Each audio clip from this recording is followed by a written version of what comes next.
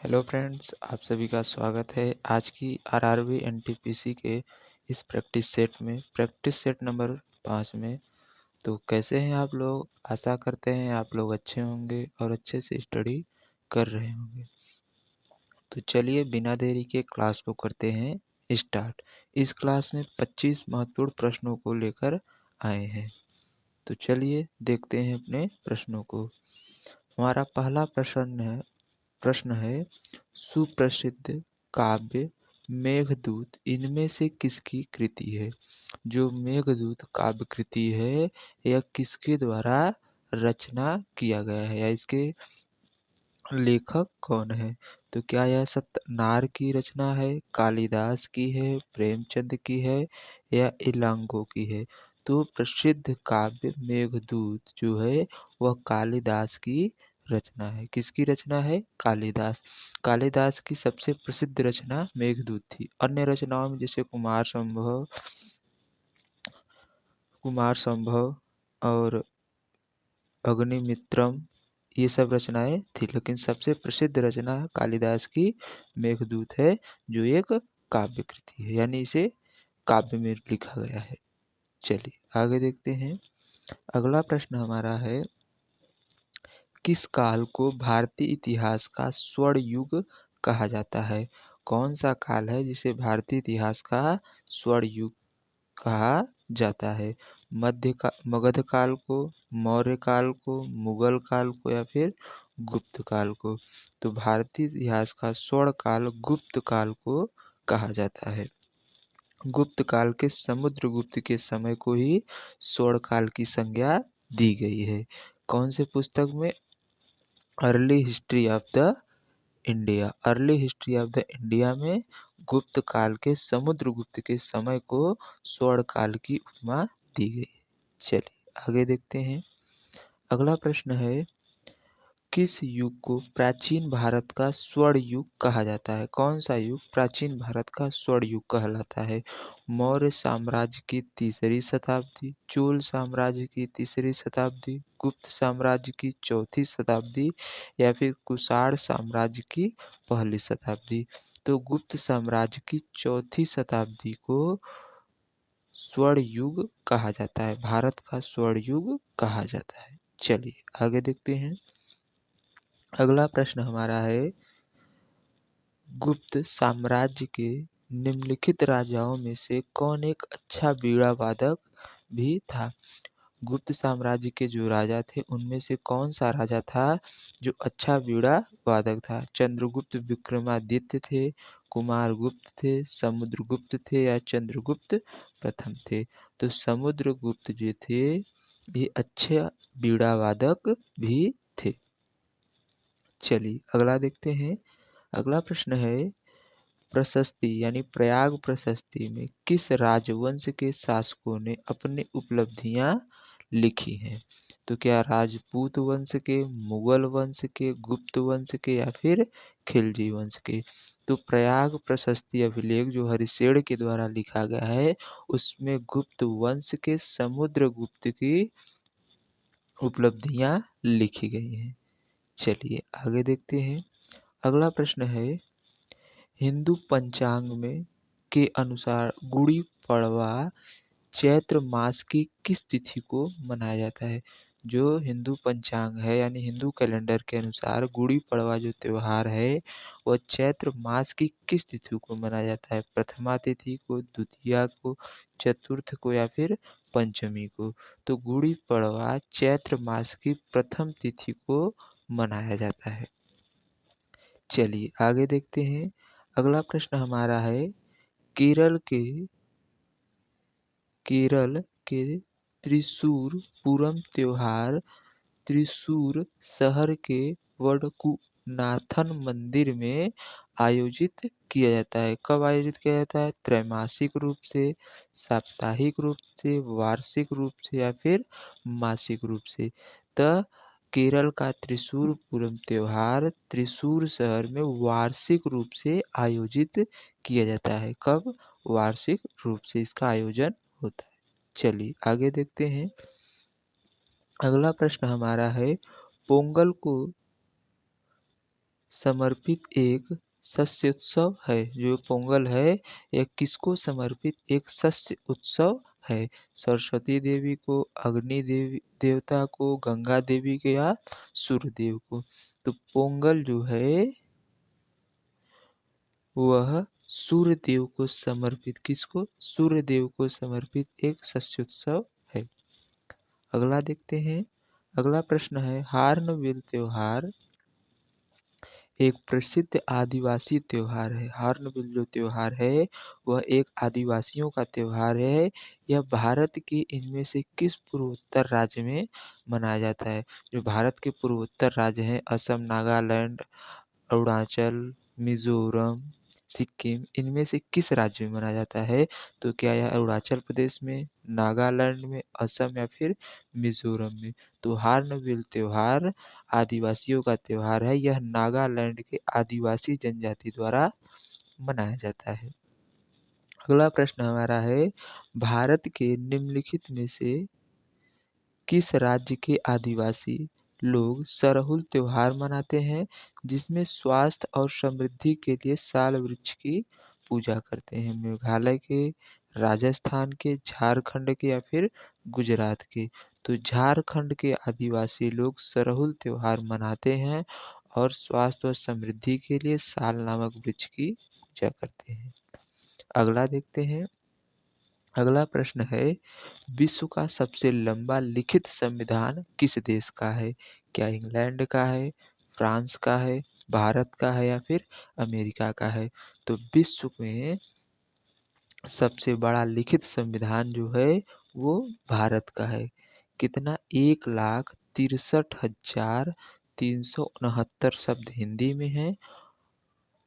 नहीं सॉरी, 1,36,369। कितना? 1,36,369 शब्द हिंदी में है और 1,46,385 शब्द अंग्रेजी में है। यह 255 पेजों का संविधान है। कितने? 255 पेजों का संविधान है जो सबसे बड़ा है। सबसे छोटा संविधान मोनाको का है। किसका है? मोनाको का संविधान सबसे छोटा है। चलिए आगे देखते हैं।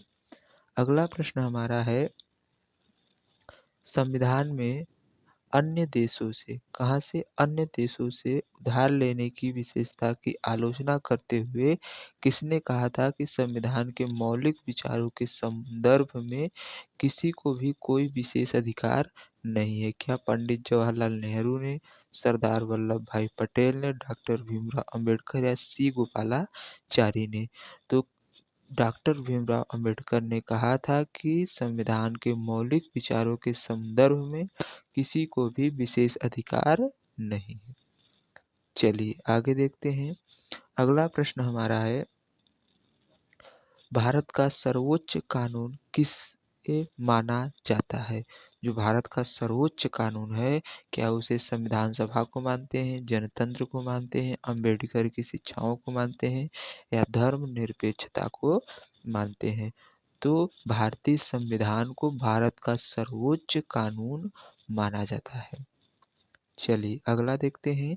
अगला प्रश्न है, भारत एक गणराज्य है। क्या है? गणराज्य है या गणतंत्र है? गणतंत्र का मतलब क्या होता है? क्या शासक जो होगा वो राजा या रानी होते हैं? शासक राजा या रानी का सीधा वंशज होता है या राज्य का प्रमुख उसके लोगों द्वारा परोक्ष रूप से चुना जाता है? वह दिन जब भारत स्वतंत्र हुआ। तो गणराज्य का मतलब क्या है? राज्य का प्रमुख जो होगा वह लोगों के द्वारा परोक्ष रूप से चुना जाएगा, यानी इनडायरेक्ट तरीके से लोगों के द्वारा ही लोगों के बीच का एक सदस्य चुना जाता है, उसे गणराज्य कहते हैं या गणतंत्र कहते हैं। अगला प्रश्न हमारा है, भारत का राष्ट्रीय प्रतीक भारत सरकार द्वारा कब अपनाया गया? क्या 14 अगस्त 1947 को, 15 अगस्त 1947 को, 26 जनवरी 1950 को या 20 अगस्त 1947 को? तो भारत का राष्ट्रीय प्रतीक 26 जनवरी 1950 को अपनाया गया था। कब अपनाया गया? 26 जनवरी 1950 को। चलिए आगे देखते हैं। अगला प्रश्न है, संविधान सभा के किस दिन भारत के राष्ट्रीय ध्वज को अपनाया गया? 26 जनवरी 1947, 26 नवंबर 1950, 15 अगस्त 1947, 22 जुलाई 1947। तो संविधान सभा ने 22 जुलाई 1947 को राष्ट्रीय ध्वज को अपनाया था। चलिए आगे देखते हैं। अगला प्रश्न है, उस एक्सोप्लैनेट का नाम बताइए जिसे पृथ्वी की चचेरी बहन माना जाता है और इसे पृथ्वी 2.0 भी माना जाता है। तो क्या केपलर 452 है, वरुण है, या यूरोपा 31 है, या फिर प्लूटो? तो केपलर 452 बी को पृथ्वी की चचेरी बहन माना जाता है। आगे देखते हैं। अगला प्रश्न है, हैली धूमकेतु जो हैली धूमकेतु है अब कब दिखाई देगा? तो क्या 2061 में, 2075 में, 2055 में, या 2070 में? हैली धूमकेतु अब 2061 में दिखाई देगा। यह 76 वर्षों बाद दिखाई देता है। कितने वर्षों बाद? तो 76 ईयर बाद यह दोबारा दिखाई देता है। चलिए आगे देखते हैं। अगला प्रश्न है, एक प्रसिद्ध तारामंडल जिसे शाम में देखा जा सकता है, इस तारामंडल को शिकारी के नाम से भी जाना जाता है। क्या यह कैसियोपिया है, ओरियन है, इको है, या अर्सा मेजर है? तो ओरियन तारामंडल को शाम में देखा जा सकता है, इसे शिकारी के नाम से भी जाना जाता है। यह उत्तरी गोलार्ध में शाम के समय देखा जा सकता है। यह एकमात्र ऐसा तारा है जो पूरे वर्ष शाम के समय देखा जाता है। अर्सा मेजर सप्त ऋषि को कहते हैं। किसको कहते हैं? सप्त ऋषि तारामंडल को अर्सा मेजर कहते हैं। क्या कहते हैं? अर्सा मेजर। चलिए आगे देखते हैं। हब्बल का नियम संबंधित है। जो हब्बल का नियम है वो खाली स्थान संबंधित है। उष्मा से, खगोलिकी से, ध्वनि से, या वायु के दबाव से? तो हब्बल का नियम खगोलिकी से संबंधित है। किससे संबंधित है? खगोलिकी से। हब्बल का नियम कहता है कि पृथ्वी से देखने पर जो ग्रह जितना दूर होता है उतना ही तेजी से दूर हटता दिखाई देता है। चलिए आगे देखते हैं। अगला प्रश्न है, आकाशगंगाओं के बुनियादी प्रकार इनमें से एक नहीं है। जो आकाशगंगा है उसके बुनियादी प्रकार में से एक कौन सा नहीं है? क्या रेगुलर्स नहीं है, एलिप्टिकल्स नहीं है, स्पाइरल्स नहीं है, या इरेगुलर्स नहीं है? तो रेगुलर्स आकाशगंगाओं के बुनियादी प्रकार में से एक नहीं है। चलिए आगे देखते हैं। अगला प्रश्न है, अभी तक कितने तारामंडलों को नाम दिया गया है? तो तारामंडलों का नाम और उनको ज्ञाति की सूची तैयार करना, यह सब अंतर्राष्ट्रीय खगोल संघ के द्वारा किया जाता है, जिसकी स्थापना 1919 में की गई थी। और इसका केंद्रीय सचिवालय जो है वह पेरिस में है। कहाँ है? पेरिस में। फ्रांस के पेरिस में इसका केंद्रीय सचिवालय है। किसका? अंतर्राष्ट्रीय खगोलीय संघ का। क्या 88 तारामंडलों को नाम दिया गया है, 90, 99, या फिर 87? तो अभी तक कुल 88 तारामंडलों को नाम दिया गया है अंतर्राष्ट्रीय खगोलीय संघ के द्वारा। चलिए आगे देखते हैं। अगला प्रश्न हमारा है, निम्नलिखित में से किस मनुष्य का अध्ययन होता है? किसमें मनुष्य का अध्ययन होता है? क्या आर्कियोलॉजी में होता है, एंथ्रोपोलॉजी में होता है, आर्कियोलॉजी में होता है, या एंड्रोलॉजी में होता है?